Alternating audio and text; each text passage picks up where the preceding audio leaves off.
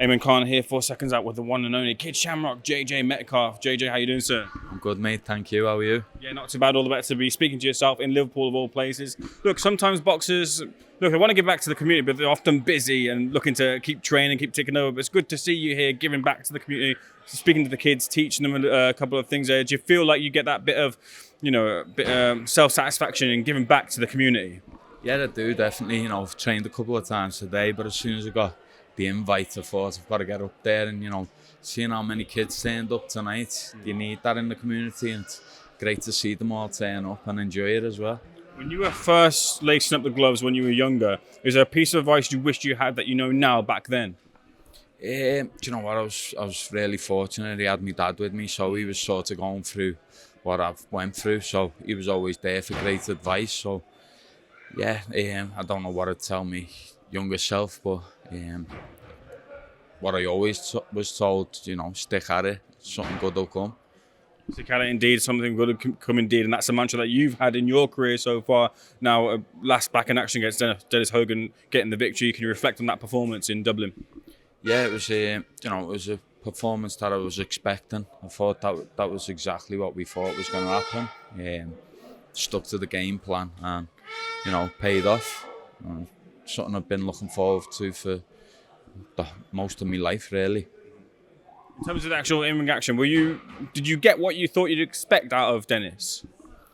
Yeah, we were working on, the things he does right, we were trying to take that away from him, and we sort of done that with the game plan, and we had him constantly thinking. So, we thought he might start to tire, which he did start to do. So, one thing I thought he was a lot tougher than I thought he would be, because at one point he was really blown, but he carried on and sort of got a second wind, and he was just back in it. So, yeah, fair play to him, but it all paid off in the end. You're an established pro and you've pretty much seen everything there is to see, but I just wonder, Katie Taylor's homecoming, that raucous crowd, I'm pretty sure I probably got tinnitus from how loud it was in there. Were there any nerves being that was that homecoming, that first fight in Ireland for so long? No, not really. I was saying then, I remember when my ring song come on, and it started with Pink Floyd, and they were all booing me, but I'd had that back in Bilbao with Kerman, I got it a lot worse there, but as soon as the Irish Rover kicked in, everyone was cheering for me and they just couldn't help it, so it was okay, yeah. That was the past. We're looking for the future now. What's the latest with yourself? When can we see you back in the ring? Hopefully the end of the year or early January. We're just working on a couple of things now. I was waiting to see what happened with the belts with Charlo fighting Canelo, because I could have been fighting Madrimov for it, but I haven't heard nothing back off that yet, but we're working on a few things, so should have news in the next week or two. That Madrimov fight, probably the easiest one to make, considering you're both with Matchroom. Do you feel like that's the most likely option for you next? I'm not too sure. I'll have to see what happens, really. I'll keep getting my name through in. Like today, I got someone put up, I think it was IFL, a Bass Baru for the European title. Someone else sent me Spike O'Sullivan, and I was like, there was talks, but I haven't heard none of that. So, we're working on something, and if that comes off, I'll be very happy. Of those three, which is the one you'd most like to have next? I would prefer the Madrimov fight because it's the WBA as well, so it'd be the IBO and the WBA, so that makes sense, but I'll fight anyone, so whatever if the money's right and it makes sense to me, I'll take the fight. IBO title. Look, a lot of people, the hardcore boxing fans most specifically, don't particularly relate an IBO world champion to being a real world champion. The most important question I want to ask you is, do you feel like a world champion holding that IBO belt? I do, yeah. World titles, whoever's got the title, and I believe, one of the best in the world. So, Dennis Hogan, he should have been a WBO champion. He should have beat Amir Mungai. He got robbed there, so he would have been that champion. It's just whoever you are, or whoever you've beat, or whatever. So I feel like I'm the champion, yeah.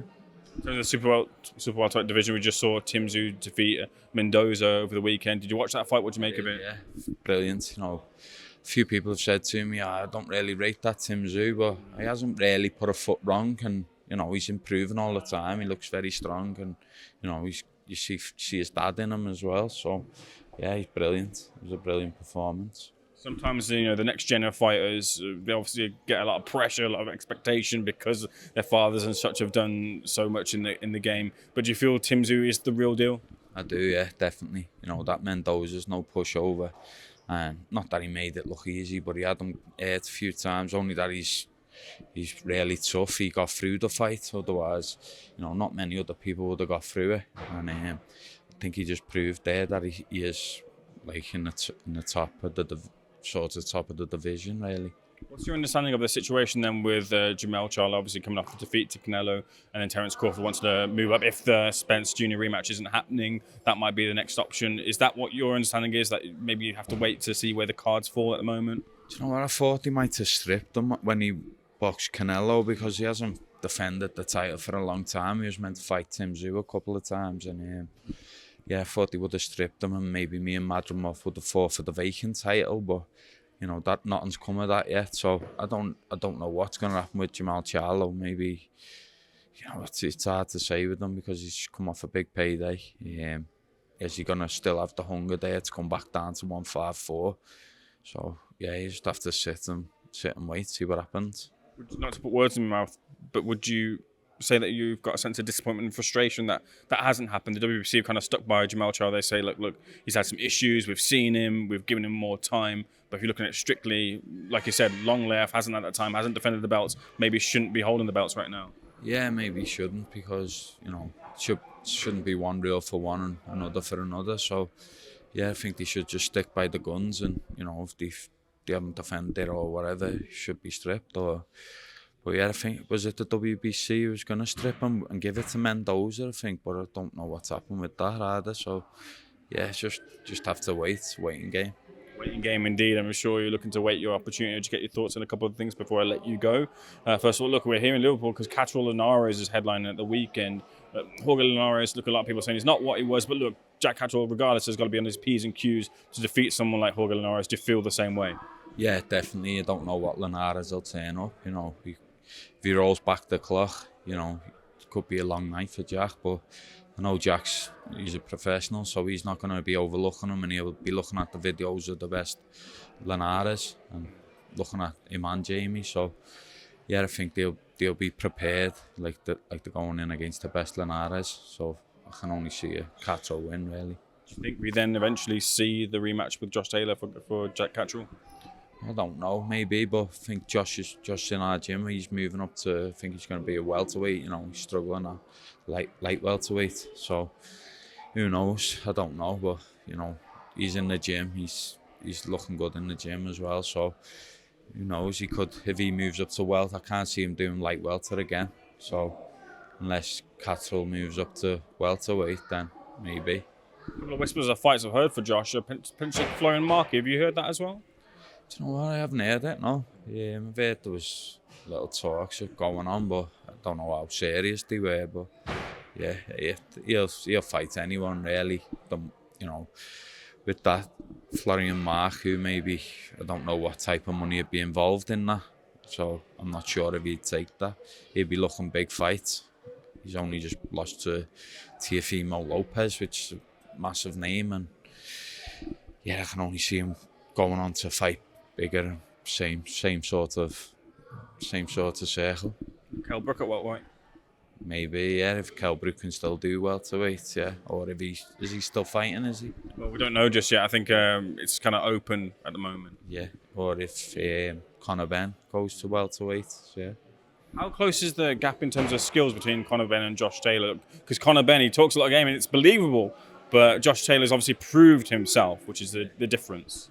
Yeah, he has proved himself, but Conor Benn's looking good as well, so you won't really know until he takes that step up, and he hasn't took that step yet, but he's really recognised, so everyone's trying to get that fight, but at the same time, we won't see it until he does step up. And if he takes the Chris Eubank fight at 160, that is a step up, but I don't know.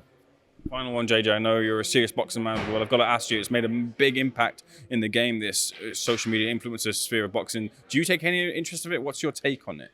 Do you know what it is? It's great, but I'm just not one for, not the biggest in the limelight. I don't really do many interviews, or I'm sort of trying to avoid them, but I love coming to places like this and seeing the kids getting involved and that. But yeah, I should do it more than what I actually do. But yeah, I think it's good for certain people, but at the same time, it's bad for the sport in ways as well. We've got all this YouTube gear going on, and they're talking about it as if it's the top of boxing or whatever. Money wise, it maybe is, but skill wise, it's not.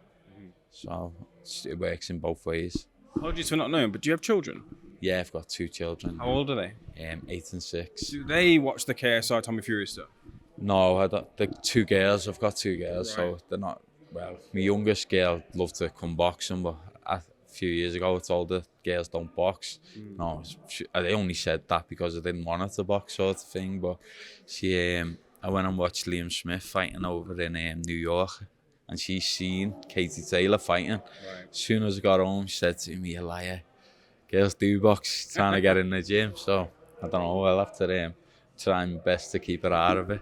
I'm glad it's the traditional boxers and then a legend like Katie Taylor and yourself inspiring her, not the KSI and Furies who are doing their thing on the other side. JJ, real pleasure speaking to you. Thank you for speaking to Seconds Out. Looking forward to seeing you back in the ring, sir. Thank you. Good stuff.